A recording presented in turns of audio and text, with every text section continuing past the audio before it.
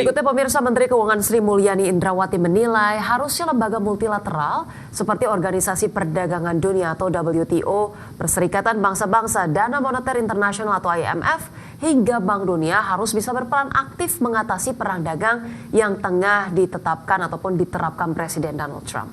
Di mana Menteri Keuangan Sri Mulyani menegaskan bahwa kebijakan tarif resiprokal Amerika terhadap 14 negara termasuk Indonesia bisa berdampak menimbulkan ancaman dan gejolak perdagangan global. Terlebih lagi perang tarif ini membuat situasi global sangat tidak stabil atau volatile dan cukup kompleks bagi perekonomian global. Untuk itu Indonesia menyarankan agar lembaga-lembaga multilateral tersebut bisa segera menyelesaikan sengketa kebijakan tarif timbal balik resiprokal sepihak Donald Trump. Seluruh dunia, karena ini lebih dari 89 negara akan terkena, makanya proyeksi ekonomi dunia menjadi melemah karena adanya langkah tersebut. Menko Perekonomian beserta menteri terkait sudah mulai dan terus melakukan komunikasi dengan pemerintahan Amerika Serikat. Di sana sendiri juga terdiri dari beberapa kementerian, Bapak. Ada USTR, ada Secretary Commerce, ada Secretary Treasury, dan juga ada dari White House sendiri, maka kita berkoordinasi dan berkomunikasi dengan mereka. Kita berharap kita akan tetap mendapatkan hasil. Ya, kalau berbicara soal negosiasi antara Indonesia dan Amerika Serikat yang kembali berlangsung ya, Cak, rasa-rasanya kok saya tadi agak sedikit sepaham atau setuju dengan apa yang diungkapkan oleh ekonom ya, Cak, ya, bahwa sepertinya tidak perlu lagi Indonesia untuk kemudian mengobrol sisi-sisi lain yang kemudian bisa ditawarkan ke Amerika Serikat, karena apa yang ditawarkan saja kemarin sepertinya belum bisa memenuhi apa yang diinginkan Amerika Serikat, terutama terkait dengan pengurangan defisit perdagangannya, sehingga ya mungkin bisa lebih bijaksana lagi untuk kemudian agak bergeser sedikit mencari pasar-pasar lainnya untuk kemudian bisa difokuskan daripada terlalu terjebak terkait dengan negosiasi ini. Iya, karena rasanya udah kalau orang bilang jor-joran gitu ya.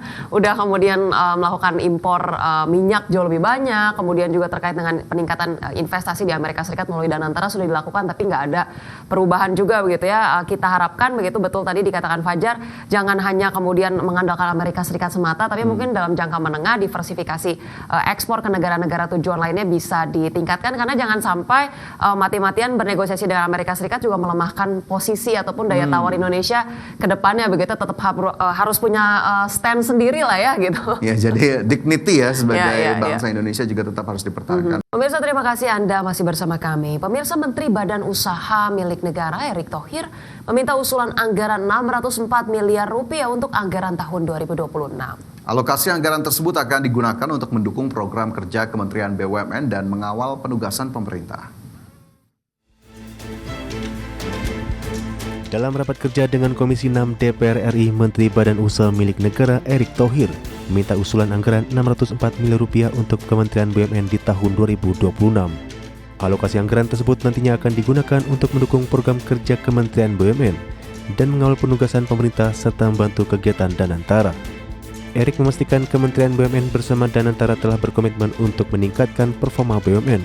Salah satunya dengan memperkuat koordinasi dalam pengangkatan direksi serta komisaris BUMN.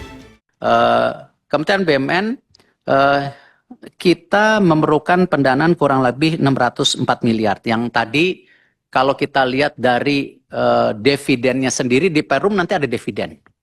Ya, kita lihat dengan perbaikan Perum kita yakini nanti ada tambahan dividen di situ. Atau 1% yang memang dari Danantara sendiri. Nah, jadi kita tidak istilahnya membebani keuangan negara, tapi kita yakini kita juga akan memberikan kontribusi tambahan kepada negara. Erick Thohir juga menekankan pentingnya penerapan tata kelola perusahaan yang baik, serta efisien dalam meningkatkan kinerja BUMN. Dari Jakarta, Riki Anwardi, Tim Liputan IDX.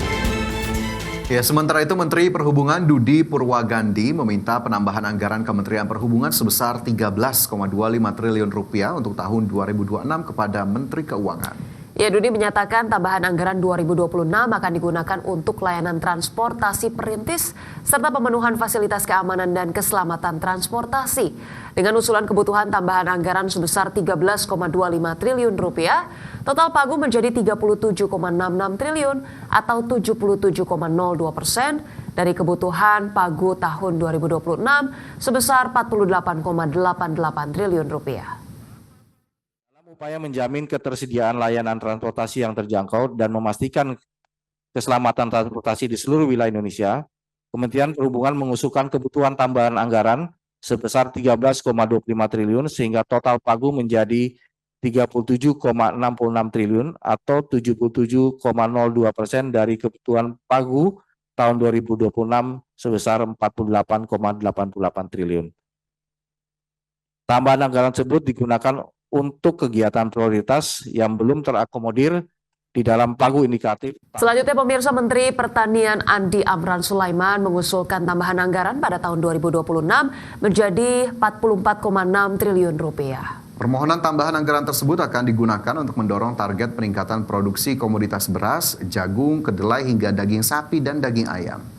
Di hadapan Komisi 4 DPR RI, Menteri Pertanian Andi Amran Sulaiman mengusulkan tambahan anggaran pada tahun 2026, di mana pagu indikatif awal anggaran pada 2026 sebesar 13,75 triliun rupiah dengan usulan tambahan anggaran menjadi 44,6 triliun rupiah.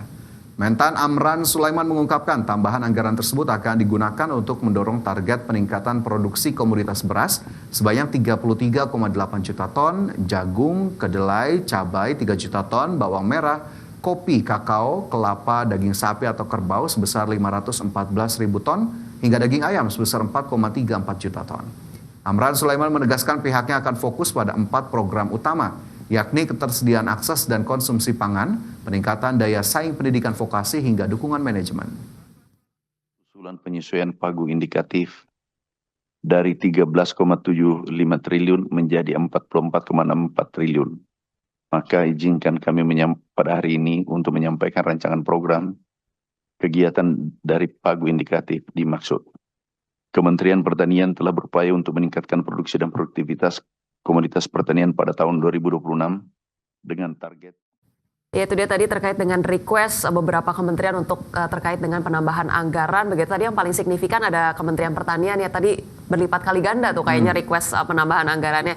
Ya, kita harapkan memang realisasinya ini betul-betul efektif. Mungkin bisa dibuktikan dulu dari anggaran yang sebelumnya sudah diterapkan begitu ya, sesuai dengan target atau enggak gitu. Jadi jangan sampai hanya mengalokasikan anggaran peningkatan setiap tahunnya tapi kemudian impact signifikannya juga tidak dipublikasikan lah ya begitu. Ya, ini 2025 belum selesai, memang masih persiapan untuk RAPBN 2026. Kita lihat bagaimana kemudian kerjanya di tahun 2025 dengan anggaran yang ada saja, apakah kemudian bisa efektif atau jangan-jangan kita tidak mengharapkan ini hanya menjadi alasan begitu ya, bahwa ketidakefektifan di tahun 2025 menjadikan kementerian tadi untuk kemudian meminta tambahan anggaran demi mengejar target dan juga program yang ingin dilakukan. Kita harapkan apapun yang dilakukan oleh kementerian tentu berharap manfaatnya bisa dirasakan oleh masyarakat luas. Iya, baik pemirsa, kita masih punya berbagai informasi lainnya, diantaranya terkait dengan Kementerian Usaha Mikro, Kecil dan Menengah atau UMKM yang meluncurkan Rise to IPO. Dan informasinya pemirsa akan kami hadirkan untuk Anda usai jeda.